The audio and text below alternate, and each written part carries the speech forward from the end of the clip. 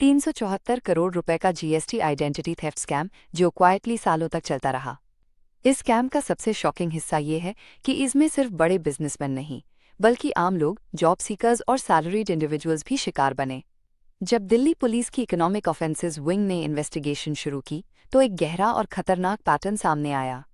Job offers, salary account और compliance services के बहाने लोगों से उनका पैन और आधार लिया गया और उनकी जानकारी के बिना फेक जीएसटी रजिस्ट्रेशंस करवा दी गई। सिर्फ कागजों पर कंपनीज चल रही थी और सिर्फ रिकॉर्ड्स में क्रोर्स के ट्रांजैक्शंस दिखाए जा रहे थे। सालों तक लोगों को इस बात का अंदाजा ही नहीं था कि उनकी पहचान का मिसयूज हो रहा है, जब तक एक दिन उनके घर जीएसटी या इनकम टैक्स का नोटिस नहीं ए गया। कई केसेस में रूटीन आईटीआर फाइलिंग के दौरान पता चला कि उनके नाम पर 194.7 करोड़ रुपीस तक का टर्नओवर दिखाया गया था, जबकि उन्होंने कभी कोई बिजनेस हाई नहीं किया। दिल्ली के एक कपल के नाम पर 69.9 करोड़ रुपीस की डमी कंपनी बनाना और जॉब सीकर्स और लो इनकम वर्कर्स का इस तरह शिकार होना इस बात का सबूत है कि ये फ्रॉड कितना गहरा और ऑर्गेनाइज था।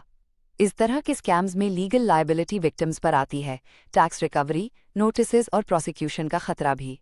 इसीलिए अथॉरिटीज ने पब्लिक एडवाइजरी जारी की है और टैक्स पेयर्स को अपने पैन और जीएसटी रिकॉर्ड्स रेगुलर चेक करने की सलाह दी है, क्योंकि ये सिर्फ एक स्कैम नहीं, ये हर टैक्स पेयर के लिए एक वार्निंग है।